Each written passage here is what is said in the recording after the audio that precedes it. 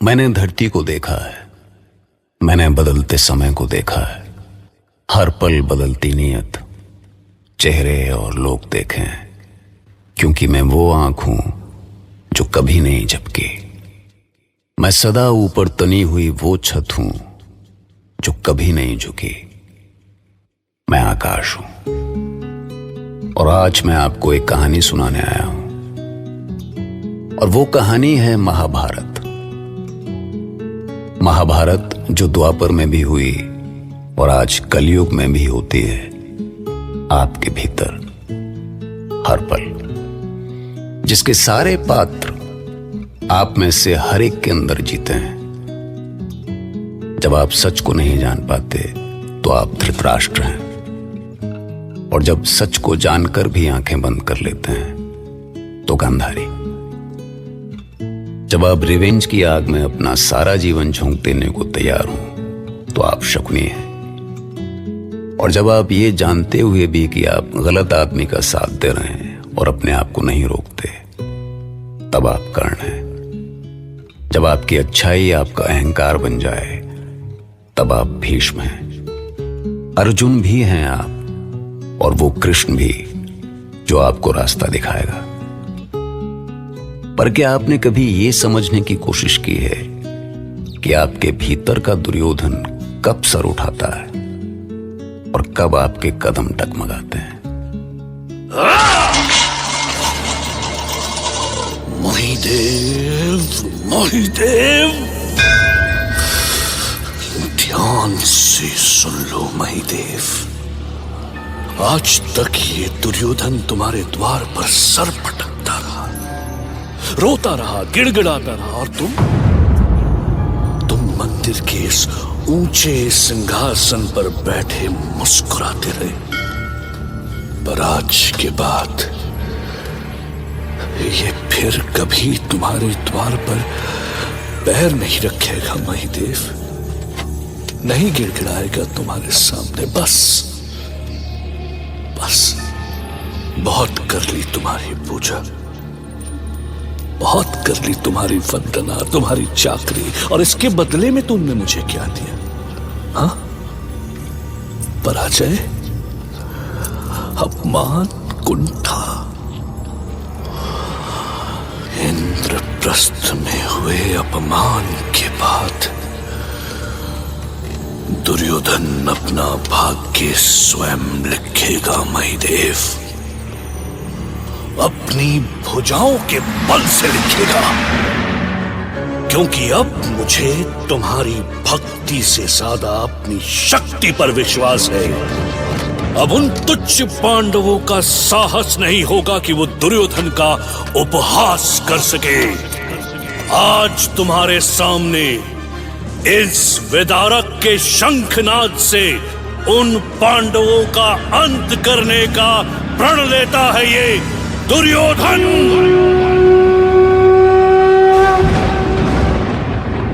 भांजे, लोमड़ी सा सोचो, बाघ सा नोचो। ऐसे तो प्रतिशोध की आग तुम्हें ही जलाकर राख कर देगी। नहीं मामो, नहीं। जब तक मैं पांडवों को खाक होते नहीं देख लूं, तब तक ये आग ठंडी नहीं होगी मामा। सब खोदेंगे तो दुर्गंध उठेगी, इसीलिए कहता हूं कि मिट्टी डालो, मिट्टी डालो।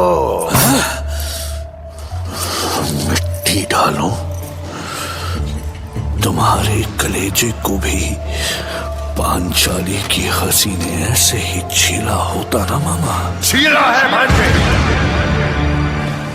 मेरे हृदय को भी छीला है उसकी खिलखिलाहट ने। पर क्रोध में किया फैसला सदा पछतावा देता है। यदि तुम पंचाली की आंखों में खून के आंसू देखना चाहते हो तो धीरज से काम लो भांजे, मेरी चौसर की चाल खाली नहीं जाएगी। वो छलिया कृष्ण अब तक तो द्वारका निकल गया होगा। मतलब अब पांडव को रोकने वाला भी कोई नहीं होगा वहां पर। बस वो बेवकूफ विदुर कोशिश कर सकता है। अरे उस पे मिट्टी डालो, मिट्टी डालो, लोमड़ी सा सोचो, पाक सा नोचो।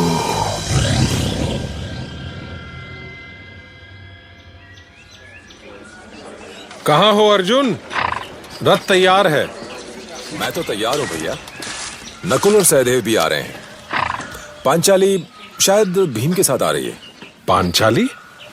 पर पांचाली तो रजस्वला है। इस हाल में उसका हस्तिनापुर चलना मुझे समझ में नहीं आ रहा।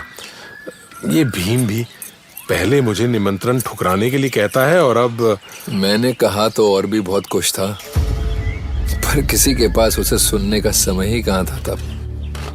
तब तो धर्मराज होने के अहंकार ने किसी को यह भी सोचने का समय नहीं दिया कि यह द्यूत्य का निमंत्रण हमारी बढ़ती हुई शक्ति को कुचलने का उस नीच दुर्योधन का महाषड्यंत्र है। ये भीम आप जैसा महाविद्वान और शास्त्रों का ज्ञाता ना सही, पर कम से कम अपनी बर्बादी की आहट तो समझ ही सकता है। इंद्रप्रस्थ के ऊंचे सिंहासन पर बैठकर ना तो धर्मराज को उनके भाई दिखते होंगे और ना ये पांचाली। और दिखे भी क्यों, जब धर्मराज स्वयं अपने सर्वनाश का संकल्प लिए बैठे हों, तो तुम्हारे हमारे जैसे साधारण लोगों की बात कैसे समझ में आएगी उन्हें भीम? हम जैसे आमजनों को क्या समझ राजनीति की?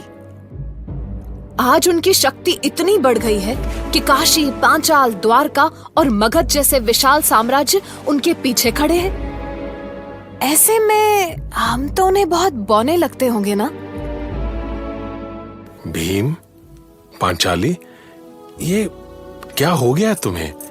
ये क्या बोल रहे हो तुम? तुम तो मेरे अपने हो। भले ये सारा संसार मेरे निर्णय पर संदेह करे, पर कम से कम तुम तो मुझे समझते। मैं तुम्हें कैसे समझाऊं कि मैं चाहता हूं कि मैं किसी तरह महामुनि व्यास की भविष्यवाणी को झूठा सिद्ध करके कुरुवंश के बीच इस बैर को मिटा सकूं। तुम सभी तो वहीं थे जब इंद्रप्रस्थ से प्रस्थान करते समय महामुनि व्यास ने कहा था कि महासमर का केंद्र मैं ही रहूंगा, और यदि मुझे केंद्र में रहना ही है तो मैं आगे बढ़कर उसका सामना क्यों न करूं। पर केशव ने भी तो कुछ कहा था, और केशव के वो वचन इस संसार का अंतिम सत्य है। याद है पांचाली, मुझे उनके एक एक शब्द याद हैं। कृष्ण की बात याद रखना धर्मराज। यदि तुम्हारे शत्रु का नाश हो सकता है तो तुम्हारा भी नाश हो सकता है। नियति नहीं है पूर्व निर्धारित, मानव निर्णय उसे हर क्षण बनाता मिटाता है। ये सृष्टि भाग्य नहीं कर्म से चलती है। इस नश्वर संसार का अंतिम सत्य केवल तुम्हारा कर्म है। तुम्हारा वो कर्म इस संसार का वो अंतिम सत्य है जो अविनाशी है, जो अजर है, जो अमर है। और मैं भी बस अपना कर्म ही कर रहा हूं, क्योंकि मैं इस अनहोनी को रोकना चाहता हूं। परंतु केशव ने ये तो नहीं कहा था कि जानबूझकर अपने विनाश को बुलाना भी कर्म है?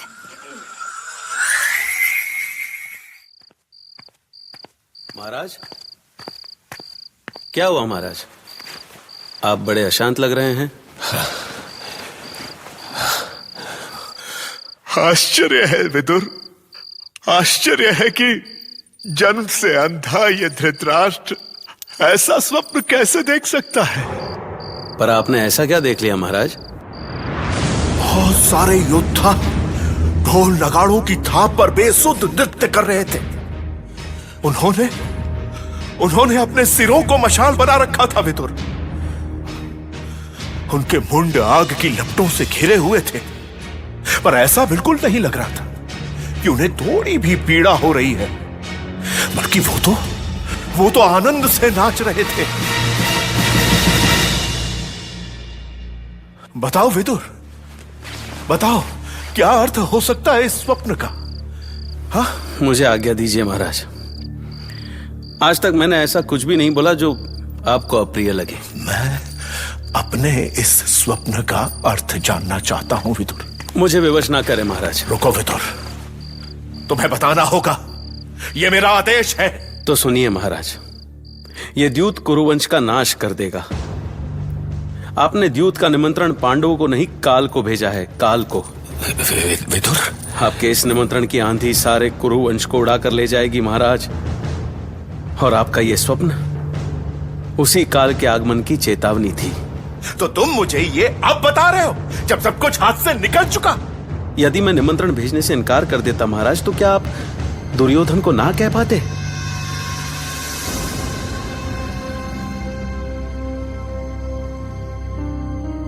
यदि तुम्हें ज्ञात था युधिष्ठिर कि दुर्योधन तुम्हारा भला नहीं सोचने वाला, तो तुमने द्यूत का निमंत्रण स्वीकार ही क्यों किया?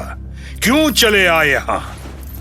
जबकि ये तुम भी जानते हो कि जब तक दुर्योधन तुम्हारी एक एक वस्तु छीन कर तुम्हें श्रीहीन नहीं कर देता, वो चैन से नहीं बैठेगा। पितामह, यदि मैं इस निमंत्रण को अस्वीकार कर देता तो दुर्योधन हमारे विरुद्ध किसी भी बहाने से युद्ध की घोषणा कर देता। इस स्थिति से तो ये द्यूत ही सही है। तुम जाओ युधिष्ठिर, जाओ। द्यूत सभा में तुम्हारी प्रतीक्षा हो रही है, पर ये याद रखना कि तुम उसे झुठलाने की कोशिश कर रहे हो जो ईश्वर पहले से ही तय करके बैठा है।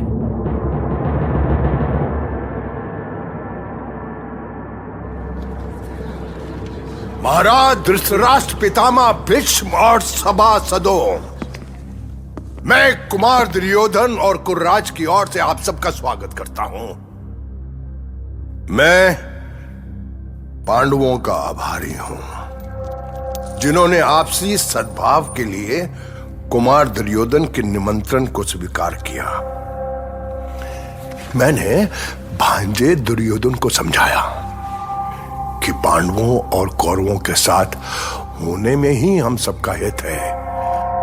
अब मैं महाराज की ओर से प्रेम और सद्भाव के इस आयोजन को आरंभ करने की घोषणा करता हूं।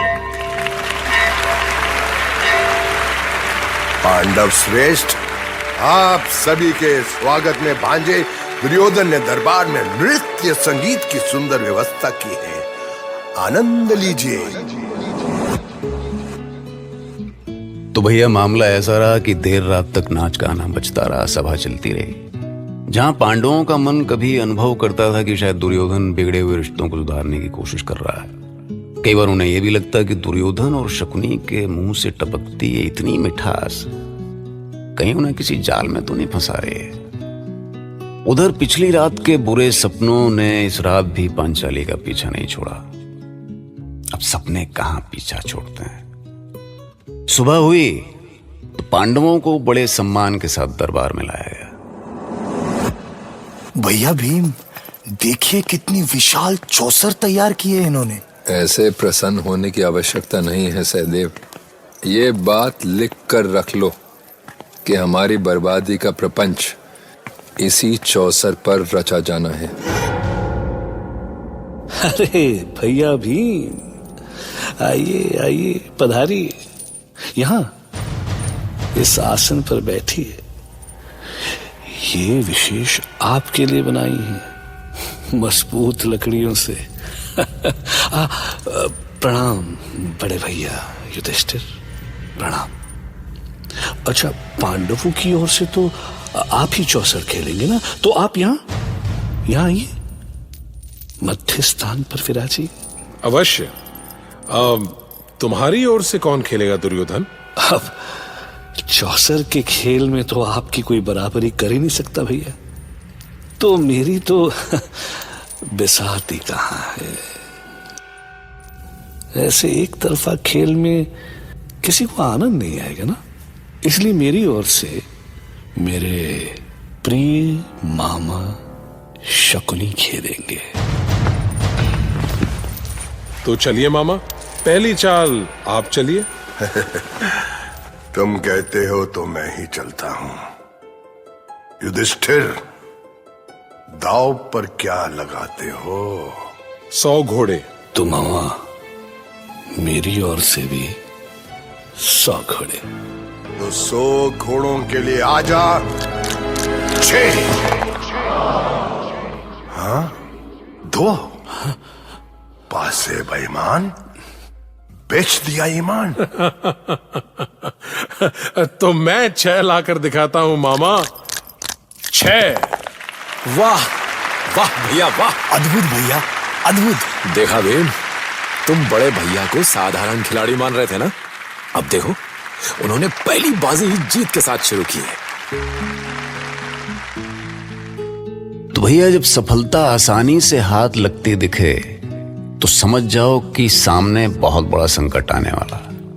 क्योंकि जीवन के सागर में मोती आसानी से नहीं मिलते, गोते तो लगाने ही पड़ते हैं भैया।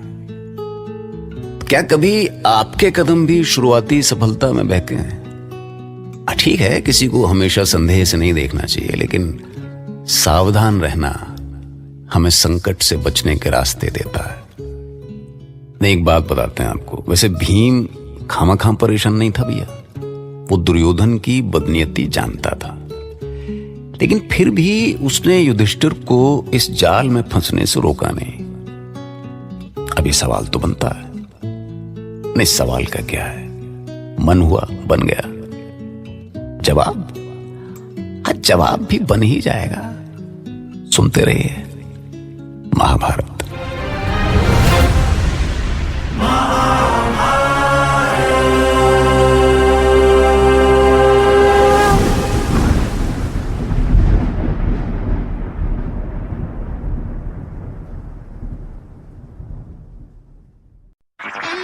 आप सुन रहे हैं HD स्मार्ट कास्ट और ये था fever FM production. HD smart cast.